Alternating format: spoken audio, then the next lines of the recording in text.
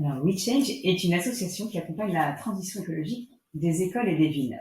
On veut faciliter l'adoption de modes de vie plus durables en apportant de l'information et en proposant des défis motivants. On est 4 cofondateurs avec chacun sa spécialité. Amaury Benoît est spécialiste du zéro déchet et de l'économie circulaire. Heather est experte en innovation pédagogique. Benoît de Ruivert est notre artiste. Et moi, je suis ingénieure nutritionniste. On s'est donné comme mission de créer des écosystèmes autour de l'enfance. On veut relier les citoyens entre eux et avec des initiatives locales vertueuses. On veut impulser des changements et les pérenniser. On a créé une démarche sur 3 années pour vraiment traiter des enjeux globaux de la transition écologique. Et donc, on veut parler de l'alimentation, de la consommation globale et des autres modes de vie, le numérique, la mobilité, le logement et même nos sous. Voici notre programme pour l'année alimentation.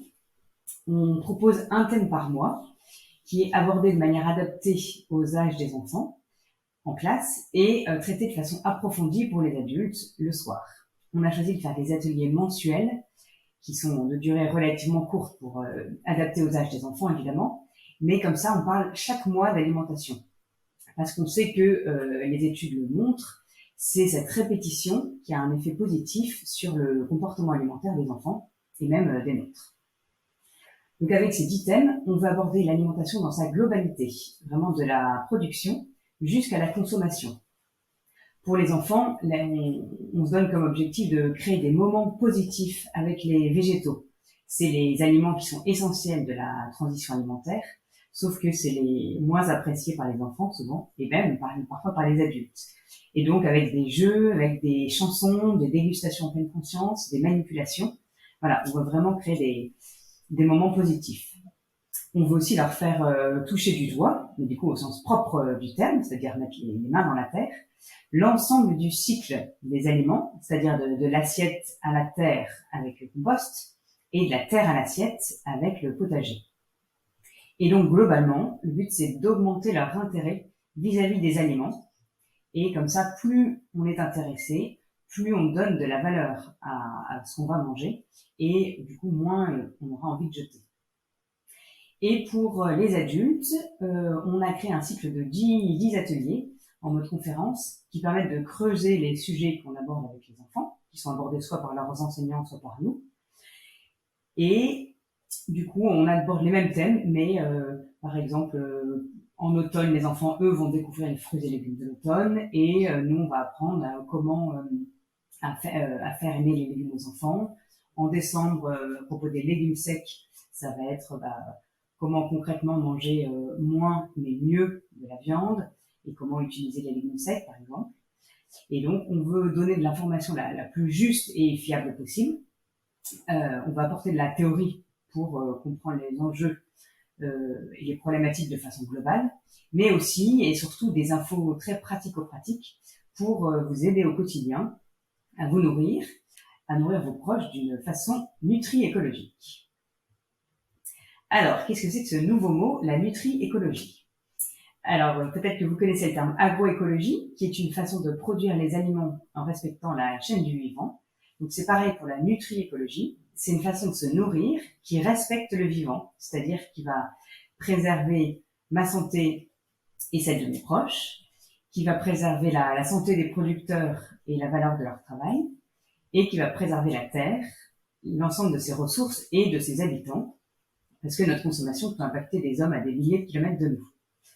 Et en plus, parce que voilà, on n'est pas des robots et que le plaisir est essentiel dans l'alimentation, c'est une cuisine qui est bonne au goût, simple à faire, parce que voilà, on a les vies qu'on a, et qui se partage, avec une dimension qui peut prendre, la dimension du partage qui peut prendre différentes formes, ça peut être la convivialité, la transmission à d'autres générations, la solidarité.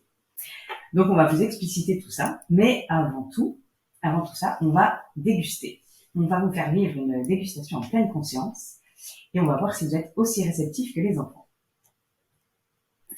Alors, on va vous laisser 1 minute pour aller chercher un aliment que vous avez chez vous et que vous aimez. Donc ça peut être un carré de chocolat, une noix, un légume cru, un fruit cru, un fruit sec, voilà, ce que vous voulez, idéalement pas trop petit, ou sinon vous en prenez plusieurs. Vous vous assurez que vous n'allez pas être dérangé et que vous pouvez vous installer confortablement. Et puis on va commencer notre dégustation. Mettez pause et je vous retrouve dans 1 minute. Alors vous allez vous installer confortablement sur votre chaise et vous pouvez fermer les yeux. Vous essayez de poser le dos sur le dossier et vos pieds sur le sol. Quand vous avez les pieds bien à plat sur le sol, vous pouvez sentir le contact de vos pieds sur le sol. Vous sentez votre plante de pied, votre talon. Vous pouvez sentir vos orteils bouger, le contact de vos chaussures sur vos pieds. Vous remontez et vous sentez vos cuisses bien posées à plat sur la chaise et votre dos bien posé sur le dossier. Vous essayez de détendre tout le haut du corps, les épaules, les avant-bras, la nuque. Vous pouvez faire des mouvements de haut, de bas, de gauche à droite. Vous sentez votre tête qui est bien posée au sommet de votre colonne vertébrale. Et vous pouvez respirer profondément. Vous inspirez fort et vous sentez l'air qui passe dans vos narines et vous expirez en soufflant fort par la bouche et vous sentez l'air chaud dans vos narines qui sort de votre bouche. Vous inspirez fort, vous expirez fort. Vous inspirez fort, vous expirez fort. Maintenant que vous êtes bien installé, vous allez regarder l'aliment que vous avez dans les mains. Mais pas regarder, vous allez observer, vraiment en utilisant à fond vos yeux. Vous prenez le temps de regarder sa forme, sa couleur, s'il y a des détails, peut-être que vous voyez des lignes, des bosses, peut-être que ça brille. Et maintenant, vous allez pouvoir fermer les yeux.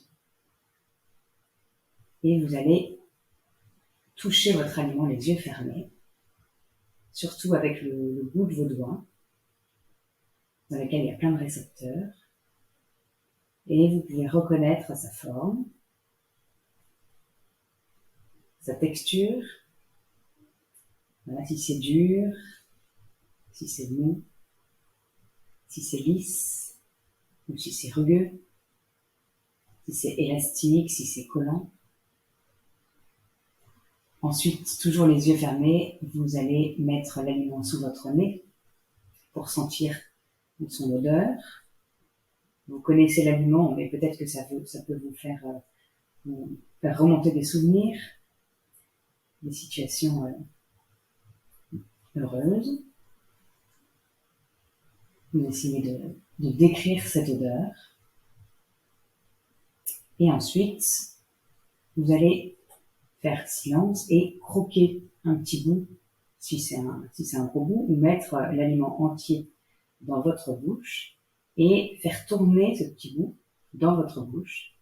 Donc vous sentez le contact du morceau sur vos dents, dans vos joues, sur votre langue. Et vous croquez encore l'aliment. Là, vous l'entendez. Vous le mastiquez lentement. Vous sentez encore la texture, les saveurs, si c'est salé, sucré. Et vous continuez à mastiquer comme ça, jusqu'à ce que tout votre morceau d'aliment soit avalé. Et même une fois qu'il est avalé, vous continuez à fermer les yeux et vous pouvez encore sentir s'il y a du goût, des saveurs, des sensations dans votre bouche. Ensuite, vous pouvez rouvrir les yeux. Alors malheureusement, je ne peux pas connaître vos ressentis, Mais n'hésitez pas si vous avez quelqu'un à côté de vous à lui partager ou à partager carrément en dessous de la chaîne sur la vidéo YouTube. Voilà, on entend souvent quand on fait vivre ces dégustations en pleine conscience aux autres personnes, on n'a pas l'habitude de manger comme ça, on ressent plus de plaisir, j'aurais pas dit qu'on pouvait ressentir tant de choses. Voilà, donc le but c'était de vous faire expérimenter concrètement que la façon dont on mange impacte notre appréciation de l'aliment. Et c'est même la même chose d'ailleurs pour le contexte, on ne prend pas le même plaisir quand on déguste un plat qui nous est servi dans une occasion sympa que quand on mange sur le pouce stressé ou boulot. Voilà.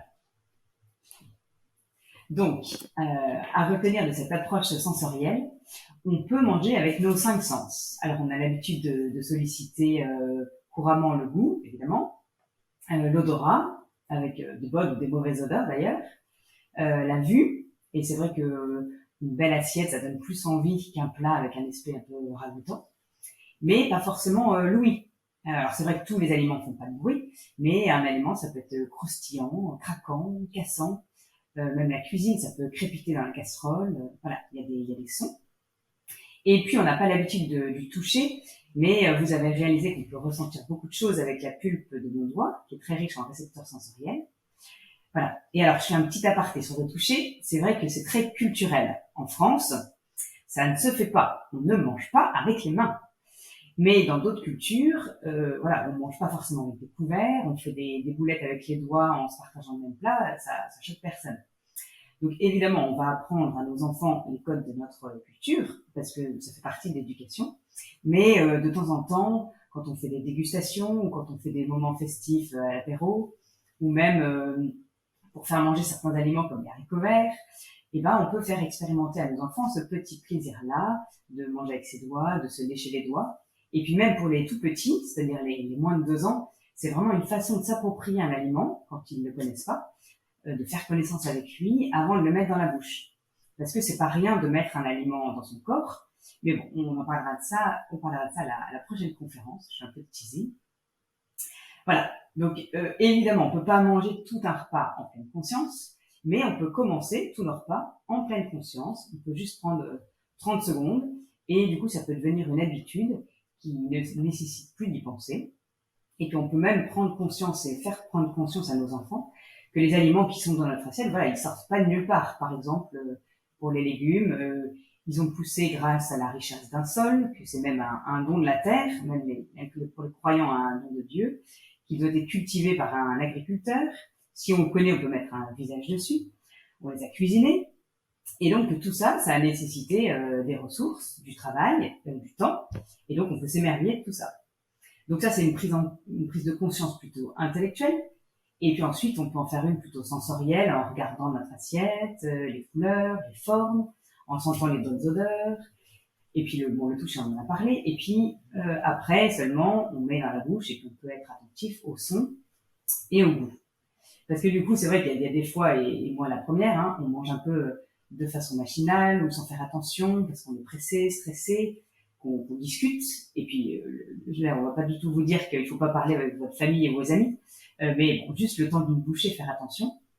Ou alors qu'on est sur notre téléphone ou devant notre ordi ou devant notre télé. Donc là aussi, je dis pas de plateau télé parce que c'est très sympa, mais du coup, vous savez comme moi que quand on mange alors qu'on fait autre chose, et ben parfois on en arrive à même plus savoir ce qu'on a mangé ou si on a encore faim ou pas. Et c'est ça du coup qui peut devenir problématique. Encore une fois, si on mange souvent de cette façon-là. Donc voilà, c'est tout bénéfique quand on porte notre attention sur ce qu'on fait. Ça apporte plus de plaisir.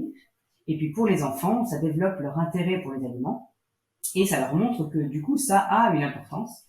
Ça leur apprend aussi à faire une chose à la fois, à se poser, à prendre le temps d'apprécier chaque moment. Et c'est des choses qu'on a un peu tendance à faire avec nos modes de vie si rapides et où on est sans cesse sollicité ou à zapper. Donc on peut faire toutes nos activités en pleine conscience, par des micro-moments bien sûr, de la cuisine, du jardinage, des jeux, et puis sinon des discussions, des câlins. Et le fait d'être attentif à nos 5 sens, ça nous aide vraiment à déconnecter notre cerveau. Voilà. Et vous savez peut-être que le petit lot qui trotte dans la tête et qui fatigue, le fait de faire attention à nos sensations, on n'arrive pas à faire deux choses en même temps, on pose notre tête et on fait des micro-coupures dans notre journée. C'est la méthode Vitose, vous pourrez regarder. Du coup, pour revenir à notre approche sensorielle de l'alimentation, ça nous aide à réguler aussi les quantités qu'on mange. Voilà, ça, il y a que aux adultes que je vais en parler. Les autres, on a abordé les points avec les enfants. Donc, on leur apprendra aussi à savoir que leur cerveau met du temps. Mais donc, du coup, notre cerveau a besoin de 15 à 20 minutes pour comprendre qu'il a assez mangé et pour nous envoyer le signal de satiété. Stop, c'est bon. Et du coup, si on a mangé 2 fois plus que ce dont notre corps a besoin, notre cerveau réalise après, du coup, ces 15-20 minutes, ah ben non, en fait, stop, c'était trop, déjà. Du coup, d'où l'importance de manger lentement et de mâcher nos aliments. Voilà, et de façon plus générale, une bonne méthode pour manger les justes quantités, c'est de manger quand on a faim et de s'arrêter de manger quand on est rassasié. D'ailleurs, le manger quand on a faim, c'est pas forcément toujours facile à faire parce que quand on a des vies qui sont très rythmées et que voilà, certaines personnes n'ont pas forcément faim quand il est l'heure de petit déjeuner, ou alors quand il est midi pile et puis du coup les collègues partent manger au restaurant d'entreprise. Parfois, c'est pas notre heure naturelle, mais voilà, à adapter en fonction de son mode de vie. Et donc les quantités sont propres à chacun. Et normalement, de façon naturelle à la naissance, les bébés et les enfants sont capables de savoir les quantités dont ils ont besoin. Et ça, cette capacité naturelle, on peut la perdre au fur et à mesure parce qu'on s'habitue à ne plus écouter ces signaux de faim ou de satiété. Voilà. Mais ça se retrouve aussi en retravaillant. Et c'est pour ça qu'on dit que l'adulte est responsable de la qualité et l'enfant de la quantité. Donc c'est l'adulte qui choisit ce que l'enfant mange et qui lui sert des petites portions. Et puis après, l'enfant, s'il a encore faim, peut être servi. Et puis s'il a mangé assez lentement pour être capable de savoir s'il a assez mangé, bien sûr. Et il y a des enfants qui mangent beaucoup, d'autres qui mangent comme des petits moineaux. Voilà, si votre enfant est régulier dans ses quantités, il n'y a pas lieu de s'inquiéter. Voilà, même si parfois on peut être stressé parce que en tant que parent, notre fonction nourricière on est toujours inquiet de savoir si on nourrit bien notre enfant. Mais voilà, on peut lui faire confiance. Alors, on a vu l'importance de la façon avec laquelle nous mangeons. Maintenant, on va voir le pourquoi on mange. On va découvrir ensemble les principales fonctions de l'alimentation. Enfin, c'est vous qui allez les trouver. Et on va vous mettre dans la peau des enfants à qui on propose cette réflexion pendant les ateliers. Du coup, on va combiner les jeux des cycles 2 et des cycles 3, puisqu'il n'y a pas beaucoup d'interactivité à cause de la vidéo. Donc, à gauche, vous avez le photolangage qu'on donne au cycle 2, c'est-à-dire les CP et les CE. Donc, avec les 3 photos et puis avec les discussions de groupe, ça leur permet de donner des mots et puis de trouver après les fonctions de l'alimentation. Et puis, les cycles 3, c'est-à-dire les CM1 et CM2, c'est grâce à un rendu de groupe qui vont trouver les 3 verbes. Du second groupe, comme vous pouvez le voir, vu qu'il y a des terminaisons en IR. Donc, à vous de jouer. Vous pouvez mettre pause et puis on vous retrouve dans 1 minute avec les réponses. À tout de suite. Alors, la première fonction qui vient tout de suite à l'idée et à celle des enfants, c'est la fonction nourricière de l'alimentation ou physiologique et qu'on a résumé pour les enfants par « je nourris mon corps ». Donc, on leur faisait une petite gestuelle comme ça. Donc, les mots que les enfants disaient, c'était vivre, grandir, être en forme, être en bonne santé. Voilà. Pour la deuxième photo, c'est la fonction sensorielle et psychologique de l'alimentation. Donc, nos sens sont sollicités, on goûte, on déguste, on savoure. Ça, c'était des mots qui sortaient par les enfants. Et puis, sur la photo, on aime. Voilà, parce que la dimension plaisir est essentielle dans l'alimentation, on a bien dit aux enfants. Et on a résumé cette fonction par « je nourris ma tête » en leur mettant la main sur la tête. Ils se mettaient la main sur la tête. Et enfin, la troisième fonction, la fonction sociale des repas. Alors avec des mots d'enfants tels que repas de famille, repas de fête, être ensemble, partager, rencontrer. Voilà, il disait que c'était plus sympa de manger avec d'autres. Et on a conclu avec les enfants sur « je nourris mon cœur ». Donc, vous saurez maintenant de quoi il s'agit si vos enfants vous disent, parce que du coup, à la fin de l'atelier, on nous dit, je nourris ma tête, je nourris mon corps, je nourris mon cœur. Et du coup, on va aller un peu plus loin avec vous en creusant des points qu'on n'aborde pas avec les enfants. Mais donc, pour la fonction physiologique, voilà, on n'a pas les mêmes besoins en énergie et en nutriments selon qu'on est un bébé, un adolescent, une femme enceinte, une personne âgée, un adulte bien portant ou diabétique. Voilà, alors nous, on s'adresse aux enfants et aux adultes bien portants sans pathologie. Mais en parlant de pathologie, on sait que l'impact de l'alimentation est énorme sur les pathologies liées à l'alimentation, évidemment, l'obésité, les maladies cardiovasculaires, le diabète, l'ostéoporose. On soupçonne le rôle des pesticides et de la pollution dans l'apparition de certains cancers. Et on connaît le rôle préventif de certains modèles alimentaires très riches en végétaux sur la survenue des cancers. Ça a un effet positif. Ça retarde et ça limite la survenue de cancer. Voilà, ça c'est plutôt assez connu. Pour la fonction psychologique, oui. Donc on a tous nos préférences alimentaires et même parfois nos dégoûts et qui peuvent persister toute la vie parfois. Quand ils sont pas trop nombreux, c'est pas du tout gênant et on peut les respecter. Mais du coup là je parle vraiment de dégoûts profonds, c'est-à-dire des odeurs qu'on déteste, d'une texture qui nous donne des hauts le cœur, ce qui est un peu différent de où j'aime pas trop le melon mais je suis capable d'en manger. Voilà. Et donc pour les enfants, il y a de nombreuses études qui s'intéressent au développement de leurs préférences alimentaires et puis on vous parlera des résultats lors du prochain atelier. Voilà, donc quand on parle de souvenirs, on a tous des souvenirs alimentaires plus ou moins joyeux. Un plat de notre grand-mère qui devient notre Madeleine de Proust et puis du coup on peut carrément retourner vivre un peu de ces moments avec sa grand-mère quand on regoute un plat comme ça. Ou à l'inverse, un mauvais souvenir d'être resté attablé 1 heure à la fin d'un repas pour finir son assiette alors que tout le monde était parti de la cuisine ou d'avoir été forcé à enfourner une cuillerée d'un truc qui nous faisait pas envie.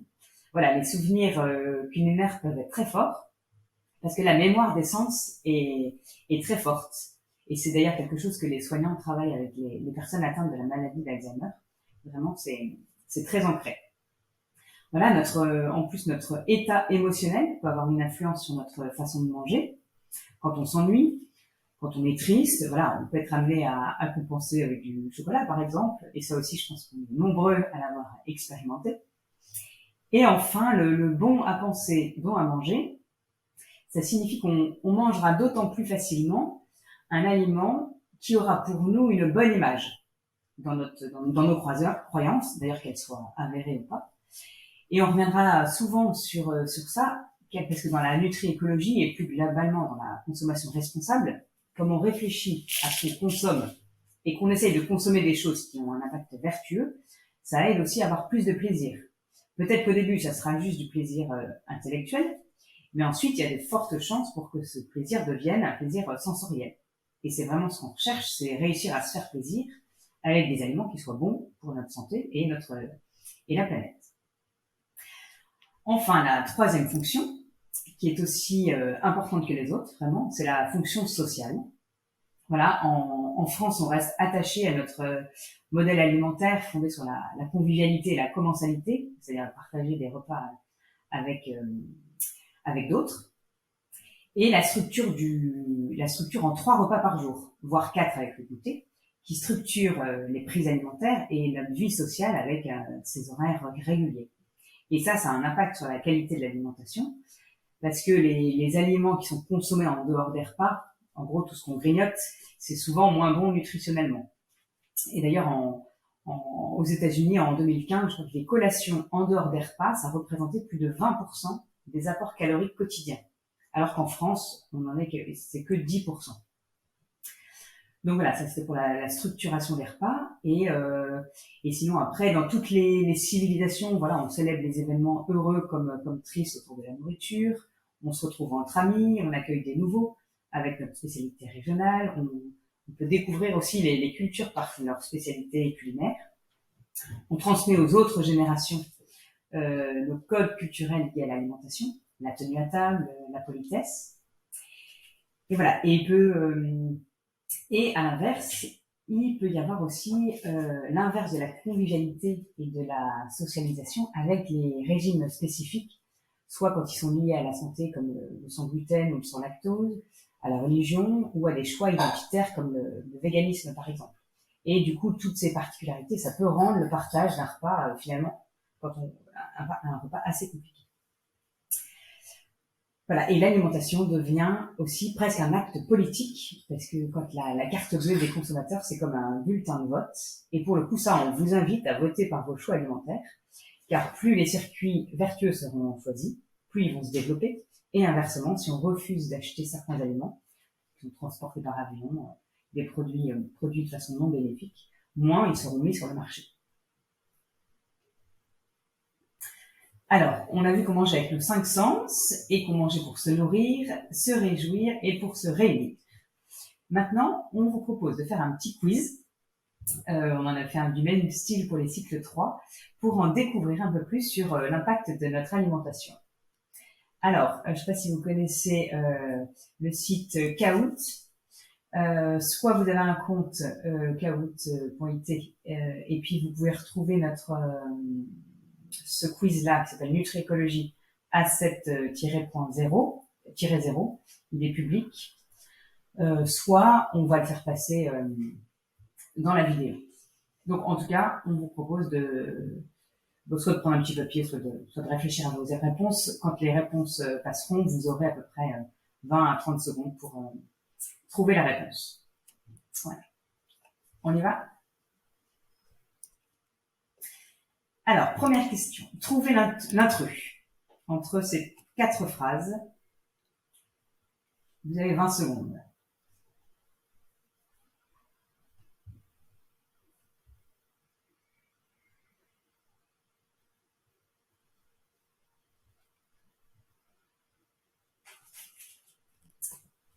Alors, du coup, la bonne réponse était, la mauvaise réponse était vivre pour manger, même si on valorise l'importance de l'alimentation. Voilà, on n'en est pas encore à dire qu'il faut vivre pour manger. Et les autres phrases, ça fait référence au principe d'incorporation dans le sens symbolique ou concret. Voilà, c'est pas rien de manger, de faire rentrer des aliments dans son corps. Et donc tout ce qu'on mange a un impact sur notre corps. Et la symbolique, par exemple, c'est si je mange de la viande rouge, je vais devenir plus fort. On a ça dans notre inconscient. Deuxième question. Quelle est la bonne association végétale pour avoir tous les acides aminés? C'est 4 associations. Épeautre riz, haricots rouges, pois chiches lentilles, pâte de blé, gruyère.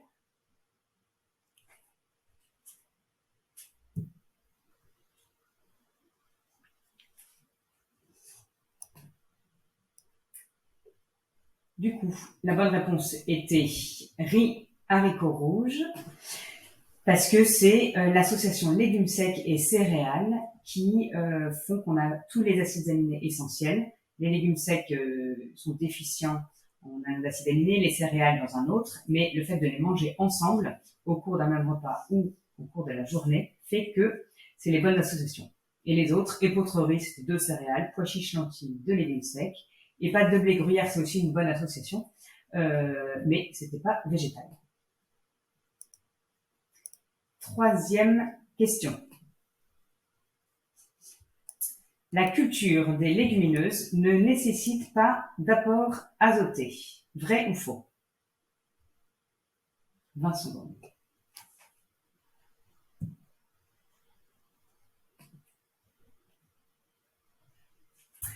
Alors, c'était vrai, évidemment. Les légumineuses et du coup les légumes secs, c'est les graines de certaines espèces de légumineuses, ce sont les seules plantes à savoir assimiler l'azote de l'air. Pas toutes seules, mais avec une cohabitation avec des bactéries qui, elles, fixent l'azote, et ces bactéries sont à côté de leurs racines. Voilà. Donc, il n'est pas nécessaire de leur apporter des engrais azotés. Donc, c'est des cultures très intéressantes pour l'environnement. Quatrième question, vrai ou faux? Plus de 70% de la surface agricole mondiale, pâturage et terres cultivables, est utilisée pour l'élevage.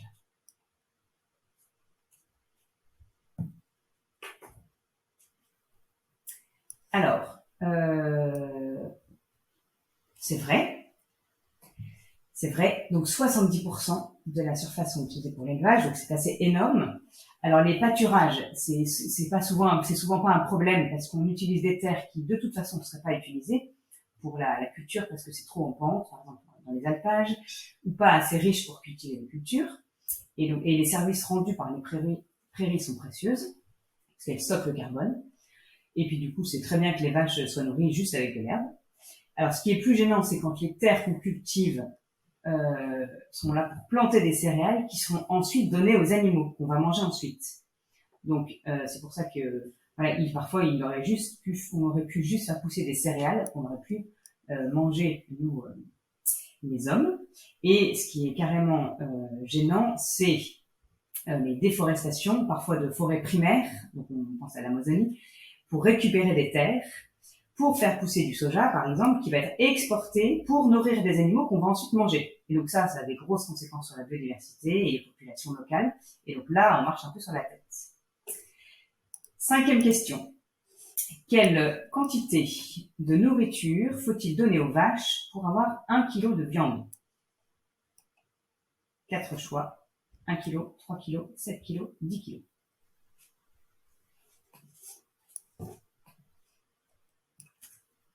Donc c'est 7 kg. Oui, donc du coup, on voit que les vaches sont pas très efficaces pour fabriquer leurs muscles, que nous ensuite on va manger. Donc c'est des ruminants, c'est-à-dire qu'elles digèrent une première fois les végétaux qu'elles mangent, et ensuite une deuxième fois. Et d'ailleurs c'est pour ça qu'elles passent leur temps à manger. Du coup, ça demande beaucoup de ressources pour les nourrir, pour cultiver les céréales. Voilà, il faut de la terre, de l'eau, des engrais. Voilà. 6e question. Quelle quantité maintenant de nourriture doit-on donner aux poules pour avoir 1 kg de viande? 500 grammes, 1,5 kg, 1 kg ou 2 kg.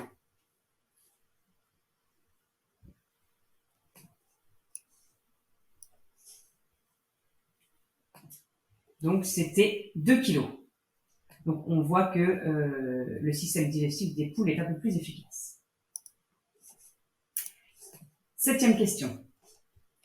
Quel code correspond à la production d'œufs bio avec accès à l'extérieur? 0, 1, 2 ou 3.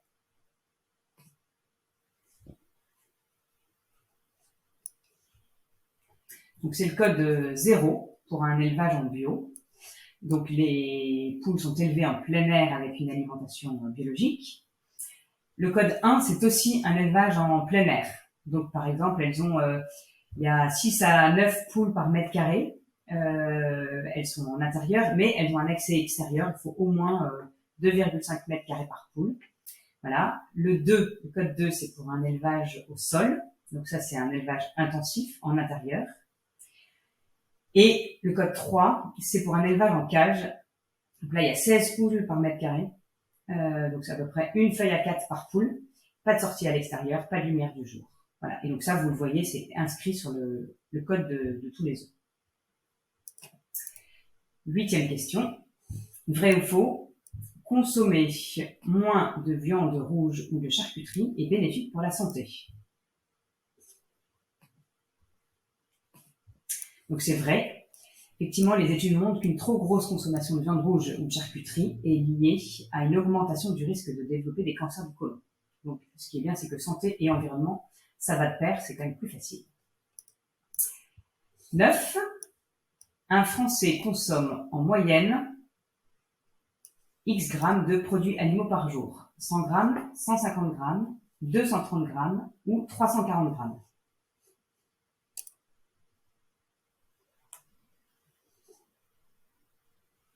Donc c'était 230 grammes par jour, ce qui correspond à 1,7 kg par semaine et à 84 kg de viande par personne et par an. Voilà, on verra que c'est plus que les recos. Et dernière question, vrai ou faux, les consommateurs ont permis de réduire l'usage de palme. Vrai ou faux? Là aussi, c'est vrai. Et ça veut dire que voilà, les consommateurs ont un impact avec leur carte bleue. Ça permet de faire évoluer la Alors, on a vu quel était l'impact de notre alimentation, enfin que notre alimentation avait un impact. Et maintenant, concrètement, qu'est-ce que ça veut dire dans notre assiette? Alors, voilà votre assiette. On va vous proposer un petit jeu. Donc, vous allez choisir ce que vous allez mettre dedans. Alors, vous avez 7 cercles. Chaque cercle représente une ou plusieurs familles d'aliments. Et chaque cercle est divisé en 8 portions. 8 huitièmes. Alors, on a donné ce jeu-là au cycle 3 qui devait reconstituer les cercles à partir des huitièmes de camembert qu'on leur avait distribués. Donc, comme ça, ils ont reconnu les différentes familles. Donc là, on voit déjà un peu un code couleur avec le vert des végétaux. Et puis, attention, les produits animaux sont divisés en 2 catégories. Ils n'ont pas le même impact sur la santé et l'environnement. Alors, on va vous laisser, vous mettrez pause, mais on vous laisse à peu près 3 minutes. Mettez le chrono pour jouer, pour dessiner chez vous les huitièmes que vous voulez mettre dans votre assiette. Donc, vous devez donc choisir 8 parts à mettre dans votre assiette pour représenter l'assiette nutri-écologique. Alors, important, l'assiette, ça représente en fait les 3 repas journaliers, voire même vous raisonnez au global sur une journée, même sur une semaine. Voilà, on vous laisse à vos réflexions.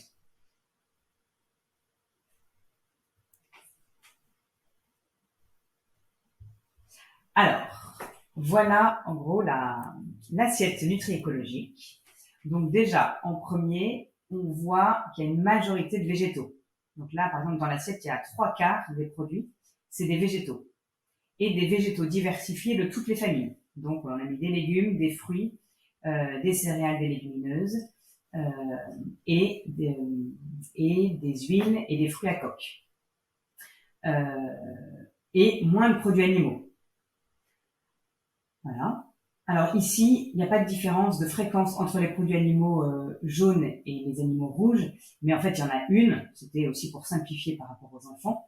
On pourrait dire que le dernier huitième, c'est un mélange de produits animaux rouges et des produits non essentiels que vous voyez à droite.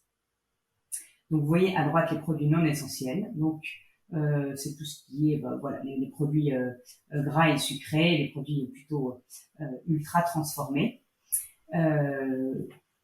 On n'est pas obligé d'en manger, on n'est pas obligé de ne pas en manger du tout. Voilà, le but c'est juste de les réduire un petit peu. Alors, je fais juste un focus sur la baguette de pain blanc parce qu'on la voit dans le cercle non essentiel. Le pain, il est essentiel d'en manger, mais il y a une différence de qualité entre du pain au levain avec des farines plutôt semi-complètes ou complètes et du pain blanc. C'est pas du tout la même caractère rassasiant. Le pain blanc, voilà, nourrit moins que des bonnes farines. Voilà. Et le jus d'orange aussi, on le voit dans les produits non essentiels, parce que pour faire prendre conscience que c'est différent de boire un jus que de croquer dans un fruit. Voilà, quand on boit un verre de jus d'orange, il a fallu presser 2 ou 3 oranges, donc déjà c'est pas le même, il faut 3 fois plus de matières premières, c'est du coup pas la même quantité de sucre, et en plus, on n'a pas tous les nutriments. Par exemple, on n'a pas de fibres dans le jus. Donc là, il vaut mieux croquer dans un fruit entier, on a toute la matrice qui n'a pas été détruite, plutôt que de croquer, que de boire des jus. Donc là, on voit la même représentation, une représentation différente, mais avec les mêmes recommandations qui nous viennent des autorités de santé belges. Et donc, on voit, voilà, alors, de l'eau, c'est le socle du haut, et ensuite une majorité de produits végétaux. Ensuite, au niveau du vert clair, les produits animaux qu'on a appelés nous les jaunes, avec les viandes blanches, le poisson, le fromage, les œufs et puis les produits laitiers. Et à limiter la viande rouge, le beurre et les produits non essentiels à droite. Voilà. Et enfin, on finit par vous présenter les 10 principes de la nutri-écologie. Du coup, le but c'est d'augmenter et de diversifier notre consommation de végétaux. Donc là, on peut prendre toutes les familles de végétaux, fruits et légumes secs, céréales, fruits à coque, les huiles. Tout ça, ça compte. Si vous voulez les compter, c'est à peu près 8 à 10 produits végétaux par jour. Mais en gros, du coup, c'est des fruits et des légumes à chaque repas, des céréales à chaque repas, Les légumes secs 2 fois par semaine. Les huiles, tous les jours une petite quantité. Et puis, c'est important de varier les huiles. Et des huiles de qualité. Fruits à coque, une petite poignée par jour. Voilà. De diviser par 2 notre consommation de produits animaux. Ça dépend de là où vous en êtes, évidemment. Mais le but, c'est d'atteindre environ 2 portions de taille moyenne par jour, ou si vous préférez, à peu près la même recommandation, 3 jours sans viande ou poisson, et puis tous les soirs végétariens. Donc ça veut dire que vous avez 4 midis avec de la viande ou du poisson, avec un midi viande rouge, et puis les autres, vous variez entre le poisson et les autres viandes blanches. Voilà. De redonner une place centrale aux féculents, toutes les céréales, les légumes secs, les pommes de terre, les autres tubercules, les racines. Souvent, on dit que les féculents, ça fait grossir. Mais non, il faut bien trouver de l'énergie quelque part. On a besoin d'énergie et nos enfants ont besoin d'énergie pour grandir. Mais donnons-leur la bonne énergie. Et donc, avec des céréales et des légumes secs et tous les autres tubercules. Et je redis, les légumes secs 2 fois par semaine. Privilégier les aliments préservés, c'est-à-dire ceux qui n'ont pas été raffinés, c'est-à-dire on n'a pas enlevé toutes les enveloppes du grain, par exemple, dans les céréales. Donc, ça donne des céréales complètes ou semi-complètes. Ça donne un peu plus de coloration, effectivement, au pain. C'est pas du pain blanc, mais il suffit juste de s'habituer. Pour les huiles vierges de première pression à froid, ça préserve tous les nutriments des huiles, plutôt que des huiles raffinées. Et c'est pareil, elles n'ont pas la même couleur. L'huile de colza, par exemple, est beaucoup plus orange que l'huile raffiné de colza qui est jaune. Les sucres complets, vous avez le rapadura, le moscovado. Voilà, ça c'est des sucres où on a gardé tous les bons nutriments qui étaient présents dans la sucre de canne, par exemple. Le sel de mer gris plutôt que le sel de mer blanc, ça veut dire que on n'a pas raffiné et qu'on a gardé les minéraux du sel. Voilà.